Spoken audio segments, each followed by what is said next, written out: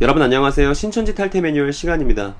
제가 오랫동안 그 신천지에서 시행했었던 윤재덕 거짓 교리에 대한 성경적 바른 근거 핸드아웃 안에 있는 총회장님 친필을 다각도로 지금 다루고 있습니다. 그렇게 하는 이유는 저 친필에 있는 내용이, 저 이만희 씨가 가르치고 있는 내용이 신천지 교인들이 가지고 있는 성경 이해의 핵심이기 때문입니다.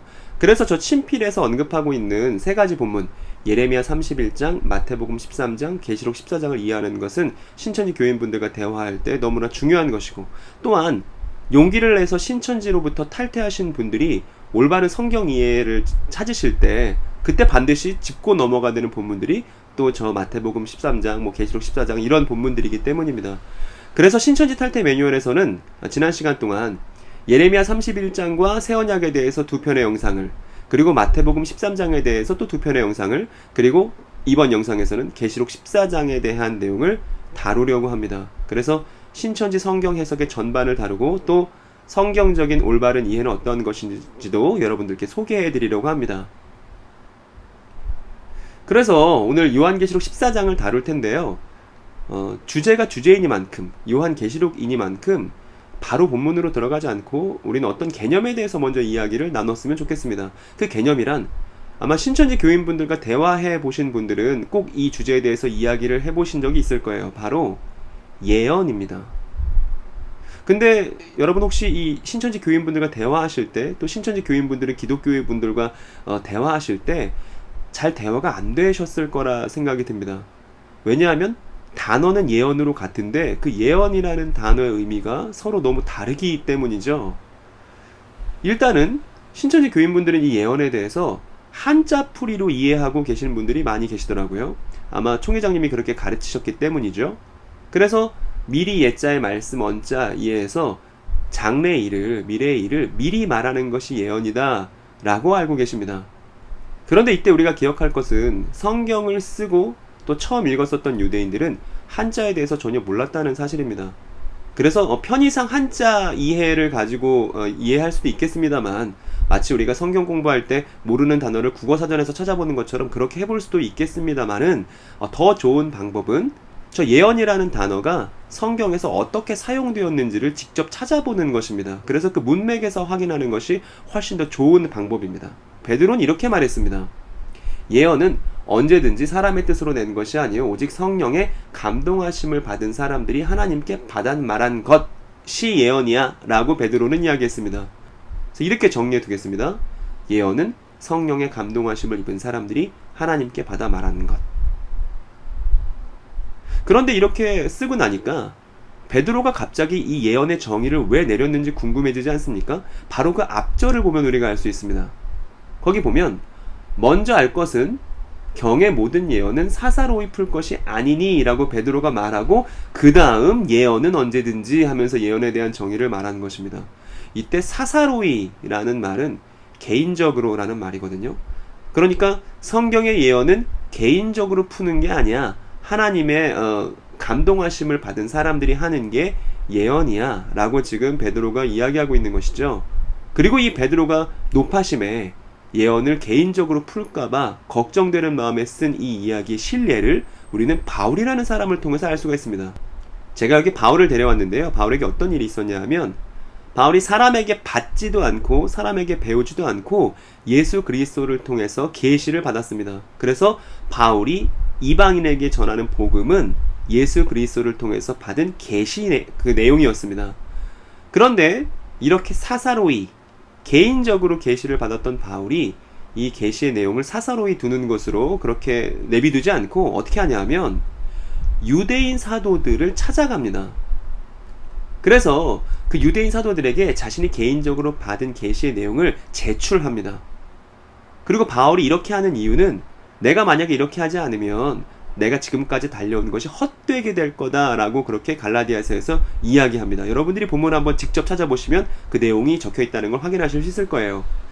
이렇게 했던 것은 바울이 계시받은 그 내용이 사도들에게 인정받아야 할 뿐만 아니라 또한 이 계시의 내용은 교회 공동체 전체를 위한 것이기 때문에 그 계시의 내용을 개인적인 차원의 것으로 남겨두지 않았던 거예요. 그러니까 우리는 이 계시, 또 예언에 대해서 두 번째 항목을 정리할 수 있는데, 예언의 내용은 사도들에 의해 동의되어야 하고 또 교회 공동체를 위한 것이어야 한다는 것입니다. 또 비슷한 내용이 고린도전서 12장에도 나와 있으니까 여러분 한번 꼭 찾아보시기 바랍니다. 거기 예언에 대한 내용이 기록되어 있을 것입니다. 그리고 세 번째입니다. 또 베드로가 이야기하는데, 이 구원에 대해서는 너희에게 임할 은혜를 예언하던 선지자들이 연구하고 부지런히 살펴서 라고 이야기합니다.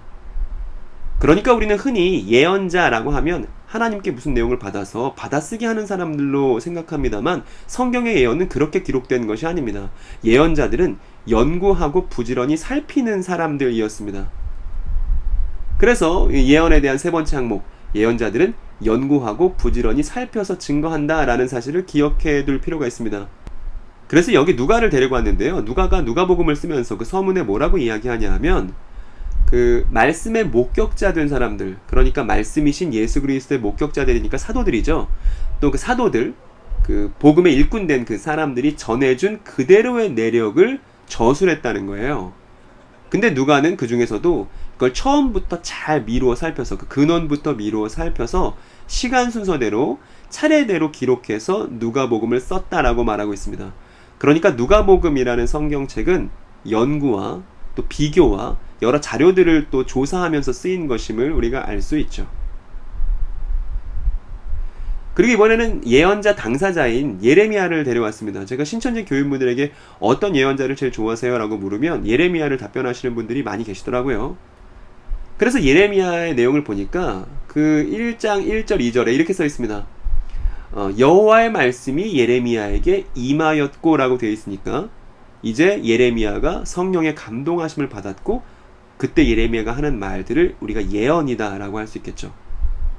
그러면 어떠한 내용이 예언의 내용인지 보니까 아래와 같습니다. 그 내용은 제가 예레미야 전체 내용을 한번 요약을 해본 거예요.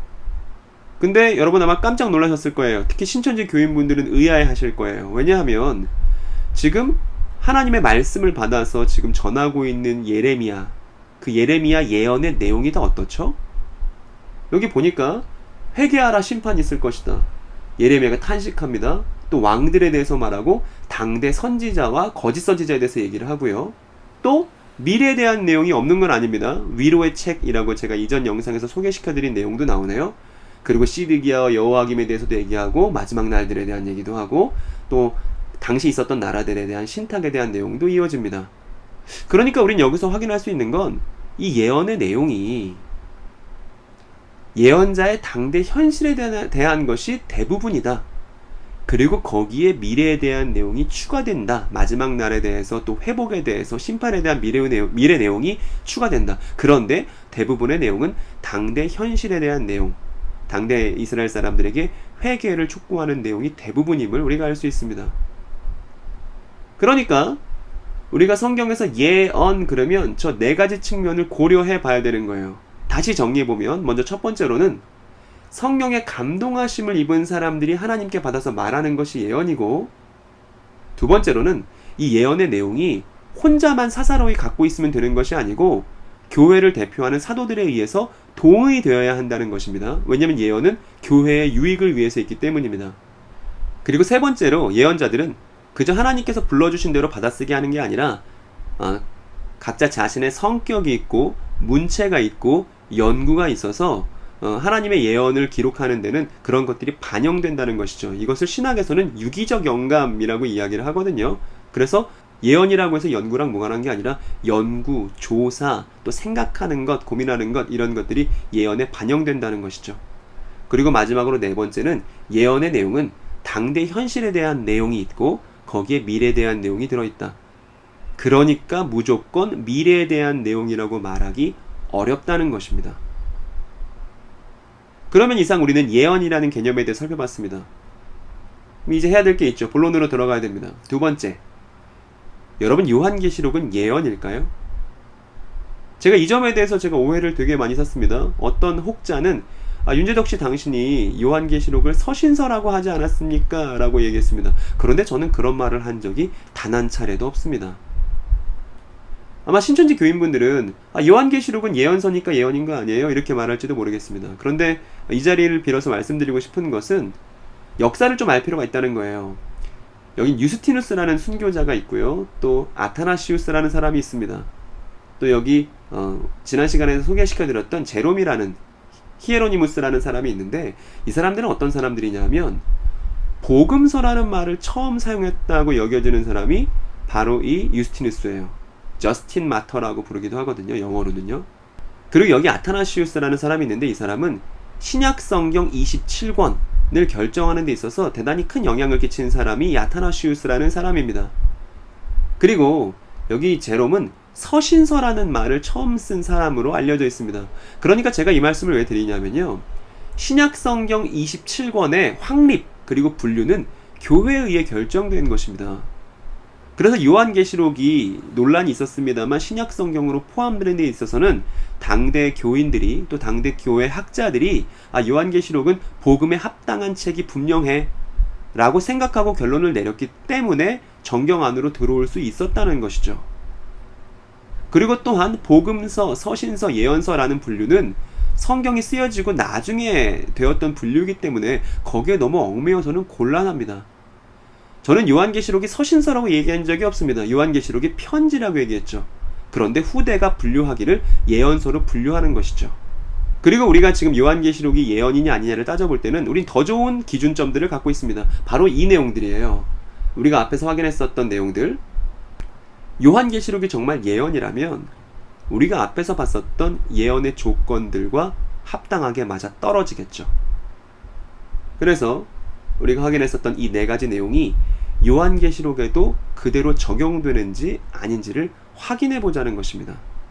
여러분 그 예언의 네 가지 조건들 잊지 않으셨죠? 먼저는 성령의 감동하심을 받은 사람들이 하는 것이고 또 예언의 내용은 사도들의 인정을 받아야 되는 것이지 사사로운 계시의 내용으로 끝나서는 안 된다는 것. 세 번째로는 연구와 조사를 통해서 예언을 기록하게 된다는 것. 또 마지막으로 네 번째는 예언은 미래의 내용도 있지만 당대 현실에 대한 내용을 훨씬 더 많이 기록하고 있다는 것. 이 네 가지 내용을 꼭 기억해 두시고 요한계시록을 함께 살펴보도록 하겠습니다.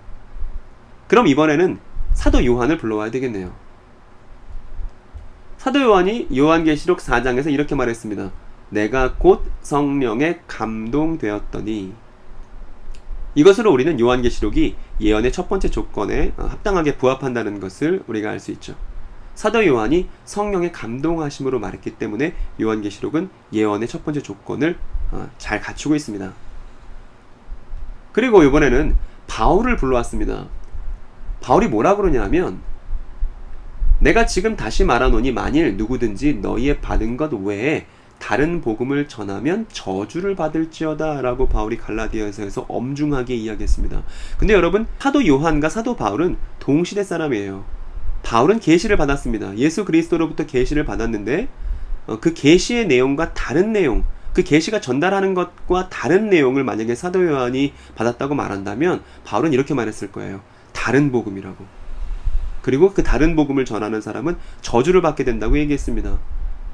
근데 그런 일이 안 일어났다는 것은 사도 요한이 계시받았던 내용이나 또 사도 바울이 계시받았던 내용이나 같은 주제를 전달하고 있다는 것이고 교회가 그렇게 이해했다는 것입니다. 또한 요한계시록이 신약 27권에 들어올 때도 교회가 그렇게 이해했기 때문에 즉 요한계시록의 내용과 사도 바울의 편지의 내용이 마찬가지 같은 내용이라는 것을 알고 있었기 때문에 가능한 일인 것이죠.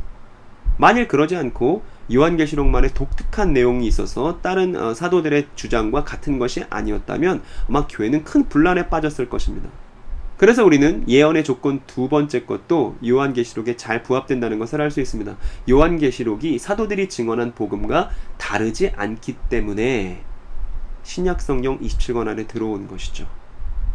그리고 우리는 이어서 바울의 말을 들어보도록 하겠습니다. 바울이 로마의 감옥에 갇혀있을 때 디모데에게 이렇게 편지를 써서 보냈습니다. 당시 감옥에서는 편지를 써서 보낼 수 있었거든요. 네가 올 때에, 그러니까 디모데에게 하는 말이죠. 디모데도 올 때 그 드로아 가보 집에 둔 겉옷을 꼭 갖고 오고 또 책도 가죽 종이에 쓴 책을 꼭 갖고 오도록 해 라고 말했습니다. 왜냐하면 당시 감옥에서는 책을 읽을 수 있었고 그 책에서 편지를 써서 보낼 수 있었기 때문에 바울이 책을 통해서 연구하고 또 서신을 쓰고자 디모데에게 그렇게 부탁했었던 것이죠. 그리고 이렇게 옥중에서 바울이 썼던 편지들을 우리가 옥중서신이라고 이렇게 모아서 부르기도 합니다. 이 얘기는 감옥 속에서 바울이 편지를 쓰기 위해, 즉 성경이 되었던 서신서들을 쓰기 위해 연구했다는 사실을 간접적으로 보여주는 본문입니다. 마찬가지로 사도 요한도 요한계시록을 쓸 때, 오늘은 다른 본문보다 요한계시록 14장에 일단 집중했으면 좋겠는데, 이 요한계시록 14장 한 장에만 들어간 구약 본문들이 이렇게나 많습니다. 그러니까 사도 요한은 뭔가를 보고 듣고 받아쓰기 하면서 기록했던 게 아니에요.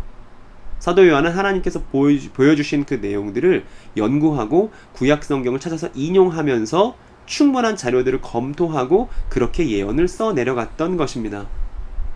그래서 우린 이것으로 예언의 세 번째 조건, 사도 요한이 연구하고 살피어서 기록했다는 것, 요한계시록은 그냥 받아쓰기 하듯이 기록된 게 아니라 하나님께서 보여주신 것을 요한이 충분히 숙고해서 자신의 문체를 가지고, 자신의 자료들을 가지고, 자신의 인용을 가지고 썼음을 우리는 알 수 있습니다.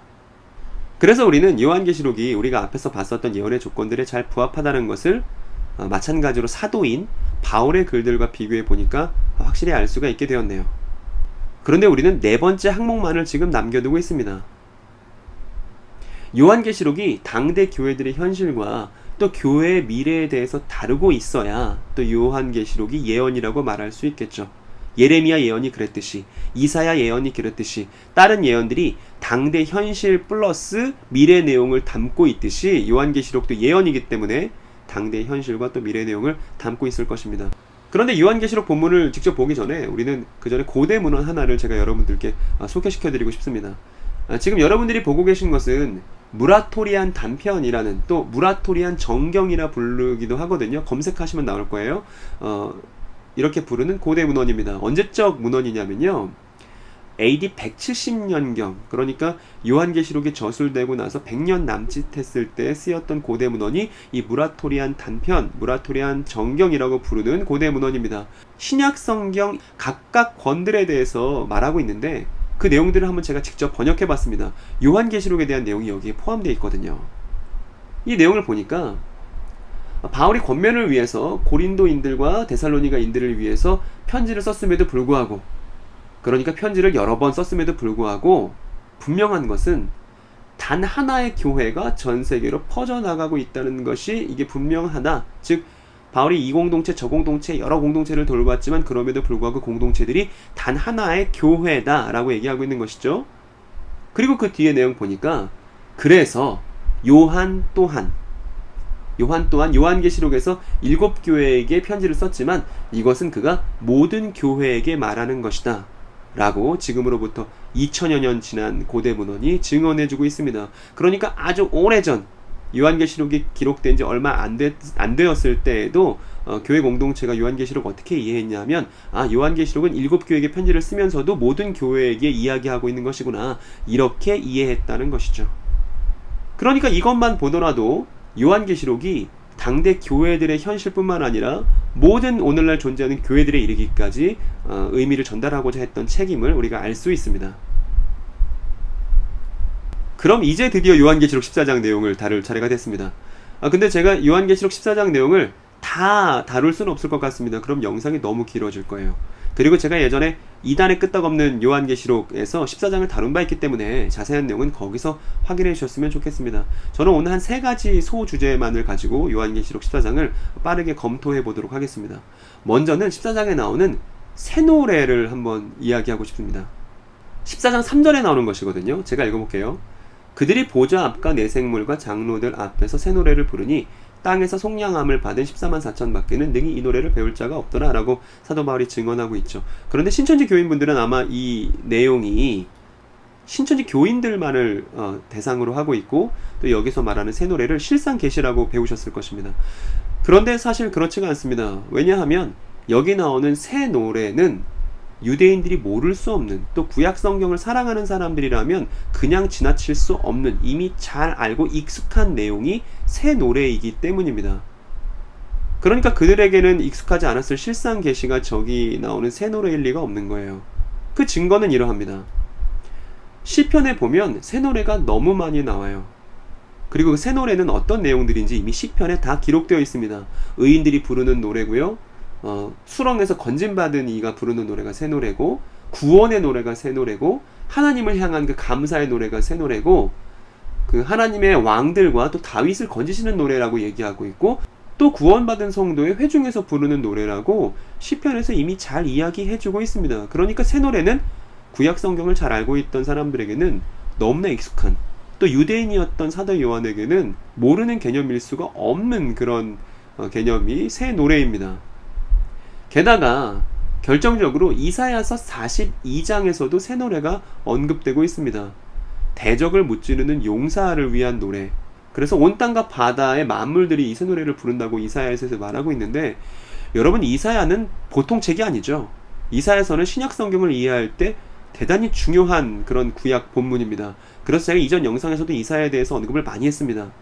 제가 이사야 40장부터 55장을 빠르게 한번 정리해 봤는데요. 이 이사야 40장부터 55장은 하나의 이야기를 전달하고 있습니다. 거기 보면 40장에서는 왕이 오실 것이니 너희들은 길을 예비하라 라고 광야에 외치는 소리가 외치는 장면이 나오죠. 그리고 41장부터 52장까지는 여호와의 종과 또 그 종을 통해서 이스라엘이 구원받을 것이다 라는 내용이 계속 나옵니다. 그리고 53장은 너무 유명한 본문, 그 종이 고난과 수치를 당할 것이다 라는 내용이 나오죠. 종의 노래라고도 부르는 그 53장이 있고, 마지막으로 54장, 55장에 보면 하나님의 자비와 긍휼에 대해서 노래하는 본문이 이 이사야서 40장에서부터 55장까지의 내용입니다. 그리고 저 내용 중에 42장에 해당하는 본문에서 새 노래가 등장합니다. 근데 우리는 이 내용이 어떤 내용인지 잘 알고 있습니다. 40장 저거 세례 요한의 외침과 똑같죠. 세례 요한이 광야에서 소리칠 때 너희들이 왕이 오실 길을 준비하라고, 즉 왕이 오실 길을 준비하는 건 세례 요한이 준비하는 게 아니라 세례 요한이 그렇게 준비하라고 이스라엘 백성들에게 외쳤던 것이죠. 즉 길을 예비하라고 그렇게 광야에서 외쳤던 세례 요한 이야기가 이미 이사야 40장에 기록되어 있었습니다. 그리고 저 53장 고난과 수치를 당하는 종이 여러분 누군지 잘 아시죠?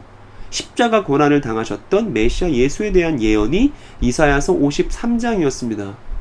그리고 이사야서 54장, 55장에 나오는 내용은 하나님의 장막을 넓혀야 되는 내용인데, 그 내용이란 예수님을 따르는 사람들이 많아진다는 그런 예언입니다. 그리고 그 사람들이 다윗에게 하신 영원한 언약에 참여한 사람들이라고 예언하는 내용이 이사야서 54, 55장이죠. 아마 신천지 교인분들은 저 다윗 언약이 이사야서 54, 55에 해당한다는 것을 들어본 적이 없으실 겁니다. 그런데 저 이사야서 55장 3절과 또 사도행전 13장 34절을 한번 꼭 확인해 보셨으면 좋겠습니다. 그리고 오늘 우리가 관심 갖고 있는 새 노래는 여기에 등장하는데, 예수님의 구원에 대한 노래가 새 노래지, 이 새 노래를 실상계시라고 보는 건 성경과 맞지 않는 내용인 것입니다. 제가 간략하게 말씀드렸지만 제가 이사야서 내용을 자세히 설명드리는 날이 올 겁니다. 그리고 여러분들이 직접 이사야서를 보기만 하더라도 저 새 노래를, 42장에 나오는 새 노래를 실상계시로 이해하는 게 앞뒤 문맥과 전혀 맞지 않다는 사실을 여러분 직접 확인할 수가 있습니다. 그럼에도 불구하고 그 요한계시록의 실상, 신천지 교인분들이라면 누구나 갖고 있을 저 이만희 씨가 저술한 책에 보면 본장 개 14장의 새 노래는 곧 실상계시라고 명시해두고 있습니다. 너무 사사로운 개인적인 주장인 것이죠. 그러면 이번엔 계시록 14장에 나오는 영원한 복음에 대해서도 좀 살펴보겠습니다. 거기 14장 6절에 나오는데, 또 보니 다른 천사가 공중에 날아가는데 땅에 거하는 자들 곧 여러 나라와 족속과 방언과 백성에게 전할 영원한 복음을 가졌더라 라고 기록되어 있습니다. 여러분, 여기서 영원한 복음이 어떤 거라고 생각하시나요? 신천지에서 발간된 또 이만희 씨가 저술했던 요한계시록 실상이라는 책, 여러분들이 갖고 있는 그 파란 책에 보면 또 이 계시록의 실상이 영원한 복음이고 또 영원한 복음이 새 노래라고 말하고 있습니다. 그러니까 무슨 14장의 개념만 나오면 다 그냥 이거 실상 계시야, 다 이만희 선생님이 해주시는 얘기야 라고 다 몰아간다는 느낌을 지울 수가 없는데, 어찌되었든 다시 사도 요한을 불러와서 한번 얘기를 들어보도록 하겠습니다. 사도 요한이 지금 계시록 14장에서 영원한 복음에 대해서 이야기를 했죠. 그리고 여기 바울이 있습니다. 바울은 복음에 대해서 말하는 사람입니다. 그럼 여러분, 사도 요한이 말했던 영원한 복음과 바울이 말한 복음이 다른 것일까요? 사도 요한이 영원한 복음이라고 말했을 때 그 말은 사도들이 전했던 복음이 영원하다는 말이었겠습니까? 아니면 복음과 다른 무언가가 있어서 영원한 복음이라고 말했던 것이겠습니까? 바울이 이렇게 얘기했습니다. 다른 복음은 없나니. 다른 복음 없다는 거죠. 복음은 하나라는 얘기입니다. 근데 그 복음은 어떤 복음이냐면 그리스도의 복음인데, 이 그리스도의 복음을 왜곡시키려는 사람들이 있으니까 주의하라는 것이죠. 그런데 그 뒤에 보면 바울이 더욱더 엄중하게 말합니다.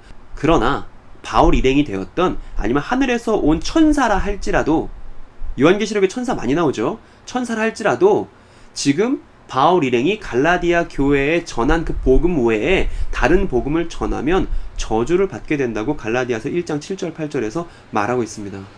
여러분, 다시 한번 말씀드리지만 사도 바울과 사도 요한은 같은 시대 사람이에요. 동시대 사람입니다. 만약에 바울이 계시를 받아서 전하는 저 복음, 갈라디아 교회에게 전했던 복음과 다른 내용을 사도 요한이 계시받았다면, 다른 복음을 사도 요한이 계시를 받았다면 바울은 그거 다른 복음이니까 주의해야 된다고 분명히 말했을 것입니다. 그런데 그러지 않았죠. 왜냐하면 사도 요한이 전했던 영원한 복음이나 바울이 전했던 복음이 같기 때문입니다. 같은 내용이기 때문이에요. 다른 내용일 수가 없습니다. 그럼 바울이 전하는 복음이 어떤 것인지 한번 여러분 보시기 바랍니다. 바울이 이렇게 말합니다. 나의 복음은 예수 그리스도를 전파하는 것이 나의 복음인데, 이건 영세전부터 감추었다가 이제는 나타나신 바 되었어.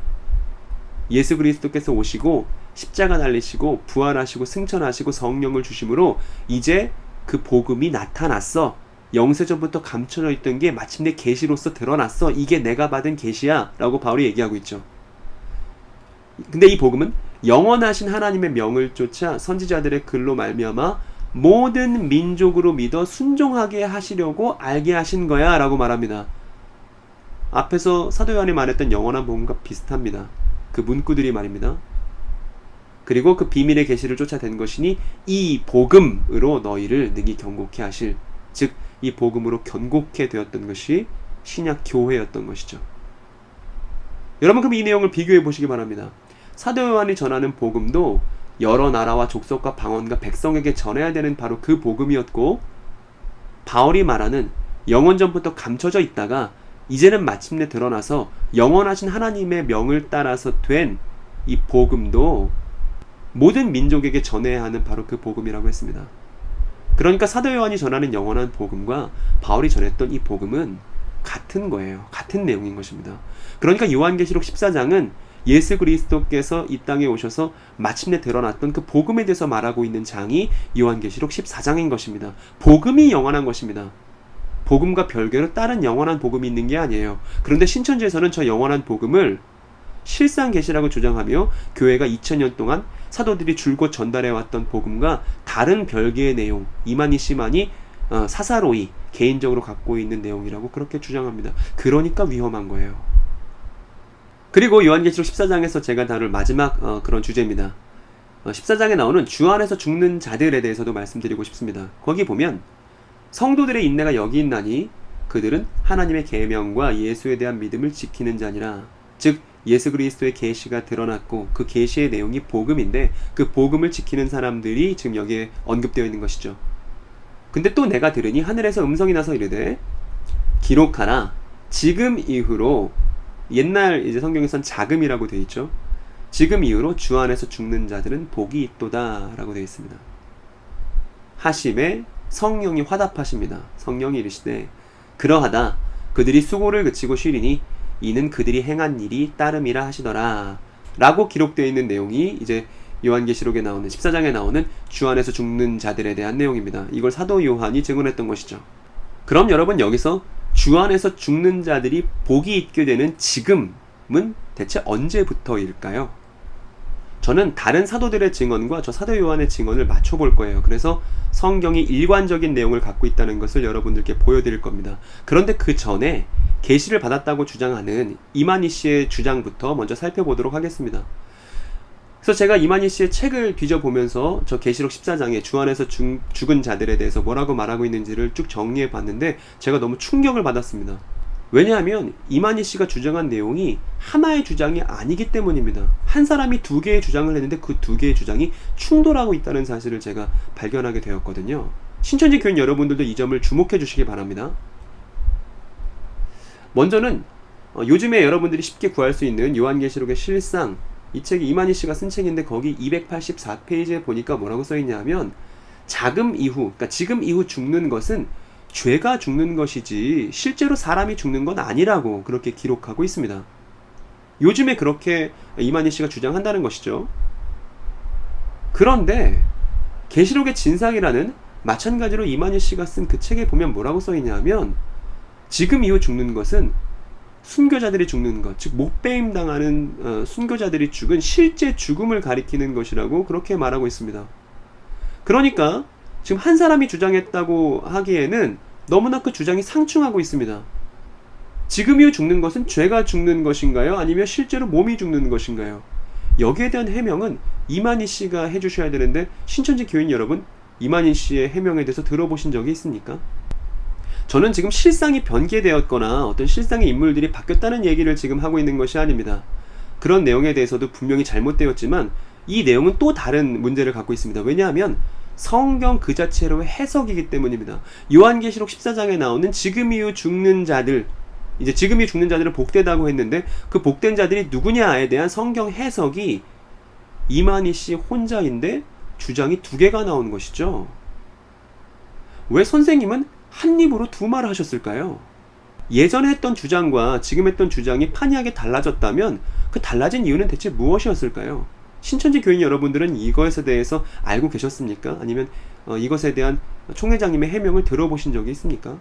이 사도 요한의 증언에 대해서 우리가 살펴보기 위해서는 또 다른 사도들과 말이 맞는지를 살펴보면 됩니다. 제가 이번에도 사도 바울을 데려왔습니다. 사도 바울이 이렇게 얘기했습니다. 데살로니가전서 4장에 나오는 내용인데요. 형제들아, 여기서 형제라는 말은 교회 공동체의 일원을 가리키는 말이죠. 교회 공동체의 일원들에게 자는 자들에 대해서 말해줄 건데 이 자는 자들에 대해서 아는 것은 너희들이 소망 없는 다른 사람들처럼 슬퍼하지 않게 하기 위해서다 라고 말하고 있습니다. 그러니까 이 자는 자들에 대한 내용이 예수 그리스도를 믿지 않는 사람들에게는 되게 슬픈 내용인가 봐요. 왜냐하면 이 잔다는 말은 죽는다라는 뜻이기 때문입니다. 죽음에 대한 내용을 지금 얘기하고 있기 때문에 바울이 이렇게 운을 떼는 것이죠.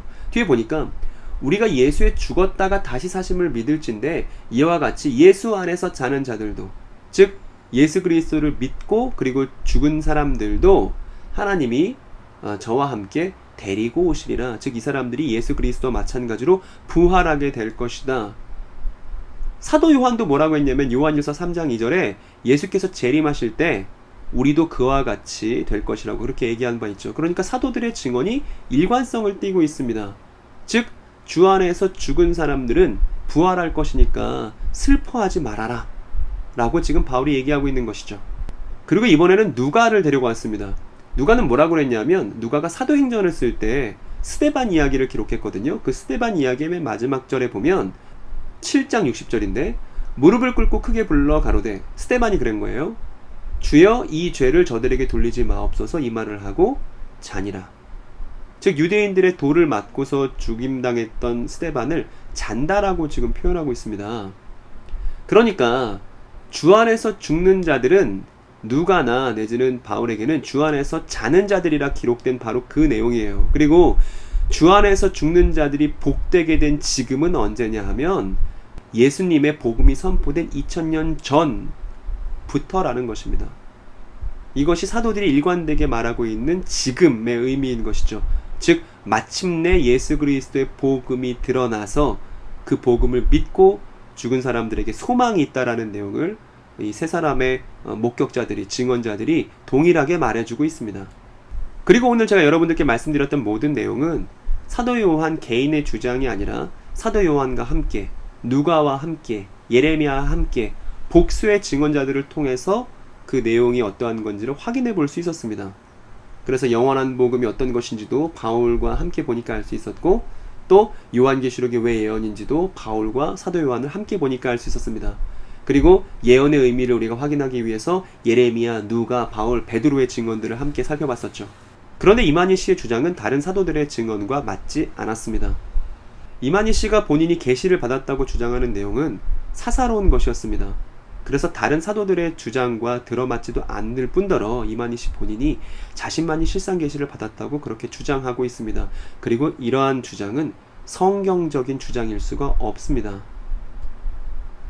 성경에서는 신구약의 한결같이 두세 사람의 증언이 있어야만 그 일을 확정할 수 있다고 말하고 있습니다. 신명기 19장에서도 그렇고 마태복음 18장에서도 그렇죠. 그러나 이만희 씨는 본인만 보고 들은 자라고 주장하고 있습니다. 본인만 보고 들었기 때문에 내 말이 맞다라고 주장하지만 사실 그렇게 말하는 것 자체가 본인의 주장이 성경적이지 않다라는 내용을 증명하는 것에 지나지 않습니다. 사도 요한도 사도 바울도 베드로도 누가도 하나의 일관된 내용, 예수 그리스도의 복음을 말하고 있습니다. 거기에 실상 계시가 끼어들 때는 전혀 없다는 사실을 어느 성경을 봐도 우리가 확인할 수 있습니다. 오늘 우리가 다뤘던 내용들은 이와 같습니다. 신천지 교인 분이시든 기독교인 분이시든 아니면 신앙이 없으신 분들이든 이 내용들을 차근차근 살펴보시고 성경이 무엇을 말하고 있는지를 여러분 다시 한번 상고해 보셨으면 좋겠습니다. 성령님께서 분명히 지혜를 주시리라 생각합니다. 그래서 오늘 결론은 한 사람만의 계시는 거짓입니다 라고 할 수 있습니다. 오늘 제가 준비한 내용은 여기까지입니다.